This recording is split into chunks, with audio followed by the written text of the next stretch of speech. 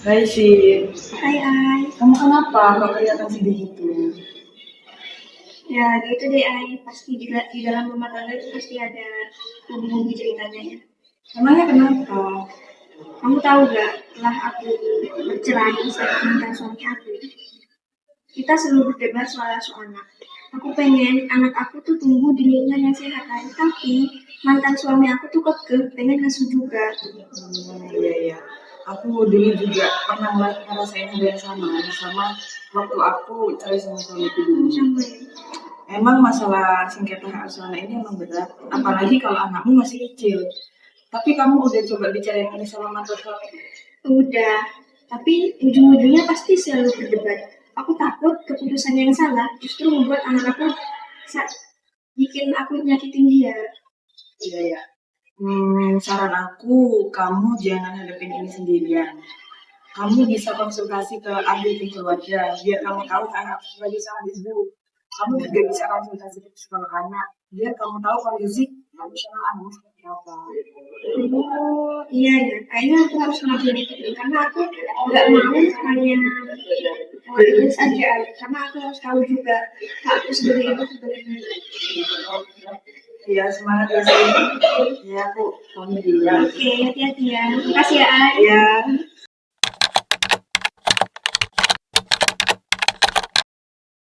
Assalamualaikum. Assalamualaikum. Waalaikumsalam. Oh, Kak Ines dan Pak Angga. Selamat masuk. Terima kasih. Nak Cindy, Nak Ilyas, Ibu tahu kalian sudah tidak bisa bersama lagi. Tapi Adi tidak boleh jadi korban. Mari kita bicarakan baik-baik siapa yang paling pantas untuk mengasuhnya. Saya tidak mau anak saya jauh dari saya, Bu. Adik masih kecil, dia butuh ibunya. Apapun alasannya, saya melahirkannya. Tapi sih, kamu harus tahu bahwa selama 1 tahun terakhir ini, Adit selalu sama aku. Mulai dia dari bangun tidur, sekolah, sampai dia tidur lagi, dia selalu sama aku. Kamu kemana? Kamu tahu nggak kenapa aku sibuk? Itu semua demi masa depan Adik. Aku kerja keras mati-matian supaya dia punya hidup yang layak. Tapi itu bukan alasan buat kamu selingkuh ya. Tapi apakah kamu berhak untuk mengambil Adit sepenuhnya? Bukan, Bu. Sabar, Kak. Bapak juga paham anak sekecil itu jika putus asa ibu. Itu kan selama ini yang menemani kamu kan, sosok ayah. Yang harus bisa lebih lah dari itu. Saya juga mengerti, Pak. Tapi keadaan sekarang tidak bisa diputuskan hanya berdasarkan siapa yang lebih dekat. Harus dipikirkan kondisi psikologis anaknya juga. Jadi, maksudmu apa sih? Apakah kamu masih ingin mengambil Adit sepenuhnya?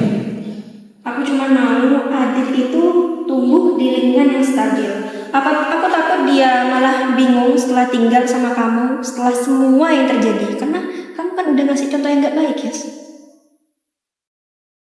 Tapi aku takut jika Adit sepenuhnya sama kamu, dia akan kehilangan sosok ayah. Bahkan selama ini dia selalu sama aku. Apakah dia tidak kehilangan sosok ayah? Bagaimana kalau kalian berkonsultasi dengan psikolog keluarga biar ada penilaian dari pihak profesional, terutama untuk kondisi adik? Benar. Biar keputusan kalian ini tidak terbuang secara sia-sia gitu. Biar sama-sama lega. Bagaimana, Adit? Baiklah, kalau begitu mungkin menurut saya itu adalah jalan keluar yang terbaik untuk sekarang. Baiklah, kalau begitu ayo kita pamit. Ayo. Kami dulu ya. Pamit dulu ya, Bu.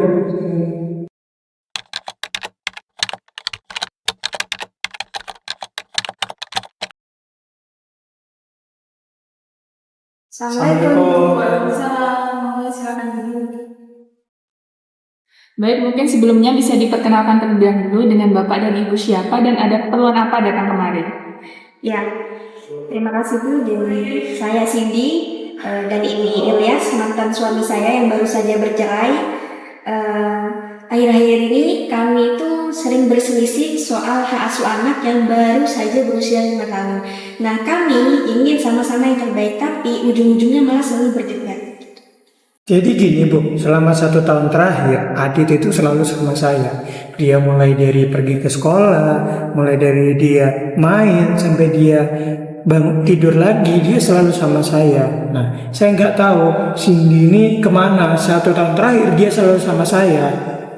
Saya mengerti perasaan Bapak dan Ibu, dan dari cerita yang barusan, saya paham bahwasanya Bapak dan Ibu ini sebenarnya masih sayang terhadap anaknya dan ingin yang terbaik bagi anak. Mungkin sebelum saya menjelaskan mengenai hak asuh anak, saya akan menjelaskan terlebih dahulu mengenai kondisi umum anak usia 5 tahun seperti anak Bapak dan Ibu. Di mana dalam kondisi ini, anak usia 5 tahun ini perkembangan fisik dan mentalnya ini sedang berada pada fase yang sangat penting. Jadi maksudnya gimana ya, Bu? Jadi maksudnya seperti ini, secara fisik anak usia 5 tahun ini sedang aktif-aktifnya, mereka senang bermain, mereka senang mempelajari hal-hal baru, sehingga kondisi seperti ini itu dibutuhkan lingkungan yang stabil dan aman untuk tumbuh kembang si anak. Kalau secara mental dan emosionalnya itu bagaimana, Bu? Nah, secara mental dan emosional, anak usia 5 tahun ini, meskipun mereka belum paham sepenuhnya mengenai konflik dari bapak dan ibu, namun mereka ini sudah bisa mulai merasakan emosi orang-orang di sekitarnya. Jadi ketika yang awalnya bapak ibu tinggal satu rumah, terus tiba-tiba tidak tinggal satu rumah lagi, maka dalam diri si anak akan timbul rasa kebingungan, kenapa kok orang tuanya seperti ini? Dan bisa dampak buruknya mereka akibatnya akan menyalahkan dirinya sendiri seperti itu. Jadi kalau kita terus berselisih ini akan mempengaruhi kondisi psikologi dari anak ya, Bu? Betul sekali Bapak. Jadi pada usia 5 tahun ini anak itu mulai membentuk rasa percaya diri dan rasa aman dalam dirinya, sehingga perlu adanya diyakinkan seorang anak ini bahwa meskipun orang tuanya berpisah, namun tanggung jawab sebagai orang tua ini tetap terhadap anak itu masih sama, dan kasih sayang orang tua terhadap anak itu masih tetap sama. Ya, sekarang saya mengerti Bu. Jadi yang terpenting itu bukan hanya siapa yang mengasuh, tapi siapa dari kami yang tetap hadir untuk membuat anak, yang mana anak itu nggak merasa terpisah. Betul, jadi persoalannya kan bukan siapa yang menang atau kalah, tapi melainkan bagaimana tumbuh kembang anak ini bisa tetap terjaga utuh tanpa kekurangan satu apapun seperti itu. Jadi apa yang harus kami lakukan, Bu? Mungkin pertama saya sarankan Bapak dan Ibu untuk membicarakannya lagi kepada ahli hukum agar nantinya keputusan mengenai hak asuh anak ini tidak diambil secara emosional saja, melainkan juga mengenai hak anak ini tetap terjaga seperti itu. Baiklah Bu, kalau begitu mungkin ini sudah menemukan solusinya. Kalau begitu saya sama mantan istri saya pamit dulu ya, Bu. Oke, semoga masalahnya tetap bisa cepat terselesaikan seperti itu. Amin. Terima kasih Bu.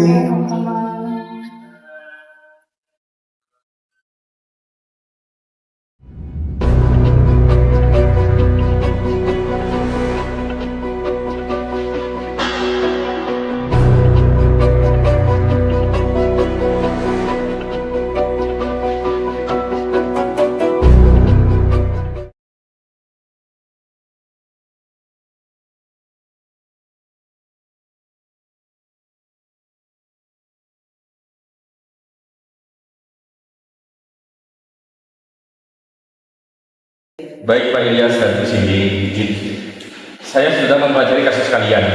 Mari kita bahas tentang kasus kalian ini, tentang mempelajari kasus hukum hak asuh anak ini.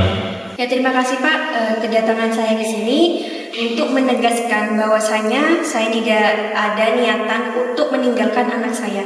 Saya bekerja sehingga saya meninggalkan anak saya, si Adit, karena untuk membantu ekonomi keluarga. Tapi sekarang saya malah justru dituduh tidak peduli dengan anak saya sendiri. Sungguh saya sangat kecewa Pak. Tapi sih kamu harus tahu bahwasanya Adit itu dalam jangka waktu terakhir ini dia selalu sama aku sih.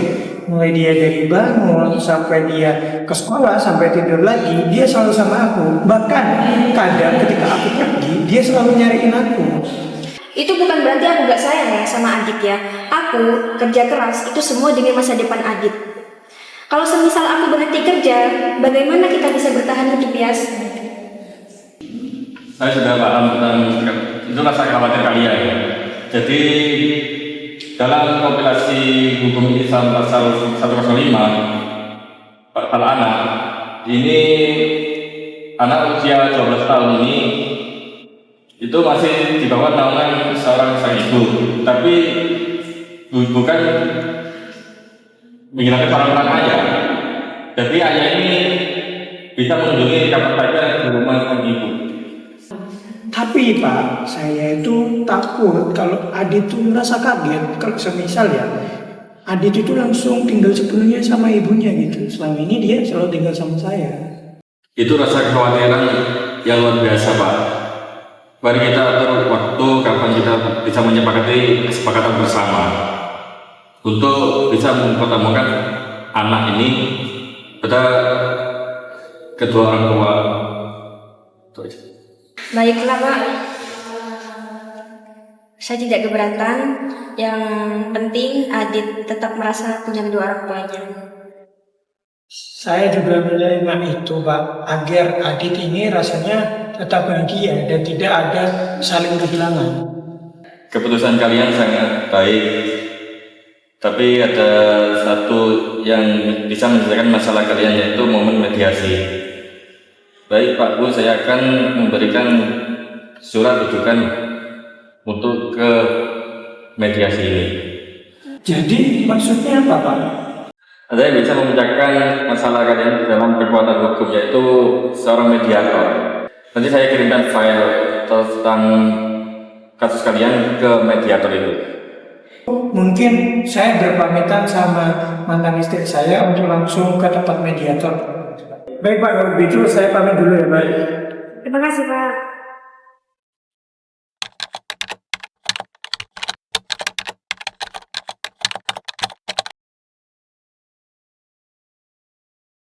Assalamualaikum Bu. Assalamualaikum, Bu.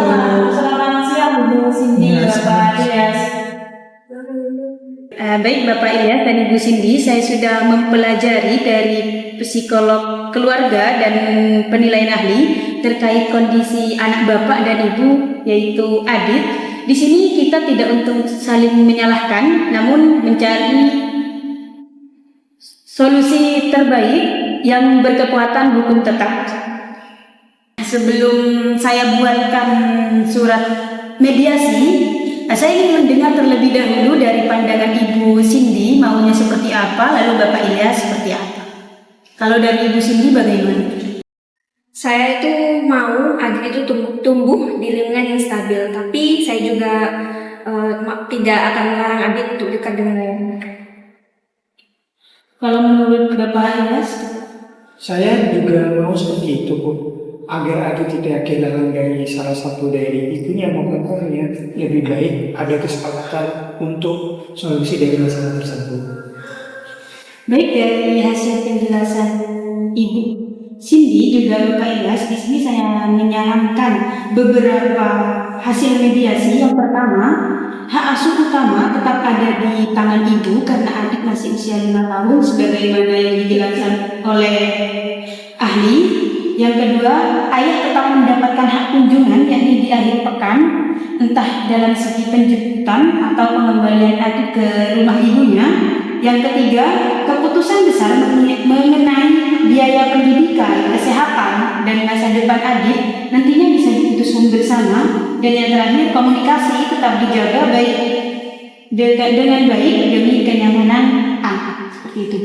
Bagaimana Bapak Ilyas dan Ibu Cindy, apa ada yang ingin ditambahkan? tidak ada. Setuju, Bu. Yang penting Adit tuh tetap merasa punya kedua orang tuanya. Nah, jika Ibu Cindy dan Bapak Ilyas sudah sepakat, mari kita tanda tangan di sini agar hasil mediasi disahkan secara hukum.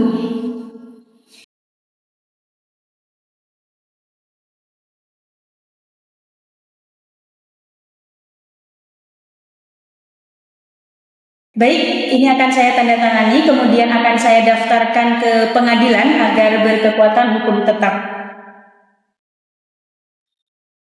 Sudah selesai ya hasil mediasi pada siang hari ini. Baik Bu, kalau begitu kita pamit dulu ya Bu. Terima kasih Bapak Ilyas, Ibu Cindy, hati-hati di jalan.